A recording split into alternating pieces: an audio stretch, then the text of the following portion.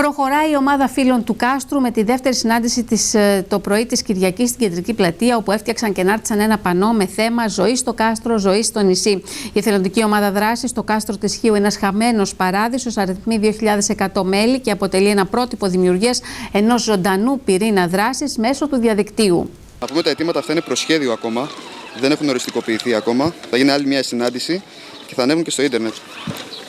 Τα αιτήματα είναι.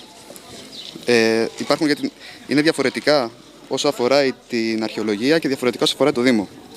Λοιπόν, για το κάστρο της Χίου είναι περιμετρικά του εντός τυχών αρχαιολογικά μνημεία που υπάρχουν. Β είναι ο οικισμός. Μετά είναι τα τείχη, προμαχώνες, η πύλη, εδώ η κεντρική είσοδος και η γέφυρα που υπάρχει. Το άλλο είναι η βίγλα, τα οθωμανικά λουτρά, η κρύα βρύση, Οθωμανική κρίνη, Λάρνακα και την τζαμί. Ναι. Προστασία και... Ανάλογα σε τι κατάσταση είναι το κάθε ένα. Ας πούμε, υπάρχουν τα τείχη, υπάρχουν σημεία τα οποία είναι εντελώς πεσμένα. Υπάρχουν άλλα που απλά χρειάζεται μια μικρή συντήρηση.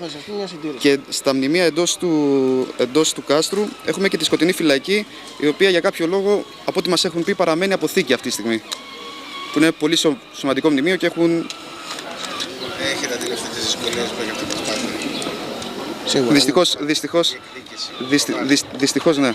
Έχετε έρθει σε επαφή με φορείς? Ακόμα τώρα ξεκινάμε. Θα ορίσουμε μια ομάδα στην επόμενη μας συνάντηση, η οποία θα γίνει εντός εβδομάδας, η οποία θα συναντηθεί με την κυρία Μενδώνη. Που είναι να έρθει εδώ.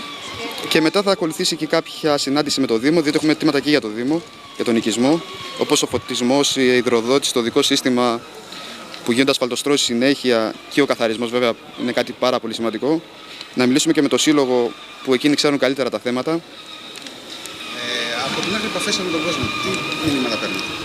Αυτό είναι που μας δίνει δύναμη, πολύ θετικά. Μας σταματάει στον δρόμο, μπράβο παιδιά, τους κάνει εντύπωση που κάποιοι, ας πούμε, ο Νίκος είναι. Εγώ, ας πούμε, που μένω εδώ πέρα μέσα, βλέπω, ας πούμε, ότι ενδιαφέρονται, θέλουν να γίνει κάτι για το κάστρο. Απλά είναι βέβαια και οι φορείς τι θα κάνουν. Και πολλά θετικά μηνύματα για τους εκτός κάστρου που βλέπουν την παλιά πόλη της Χίου όπως είναι σε όλα τα υπόλοιπα μέρη. Όπως περνάει ο κόσμος που μας έβλεπε την προηγούμενη φορά με το πανό, όταν το βάλαμε το πανό.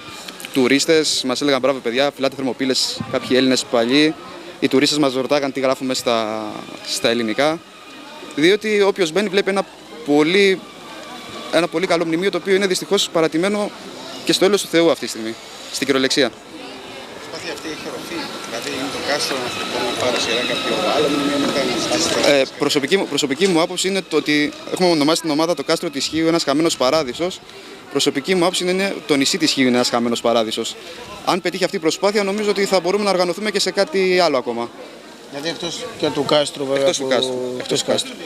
Υπάρχουν και άλλα κάστρα, υπάρχει της Βολισσού, στα Αρμόλια, ο Πρίγος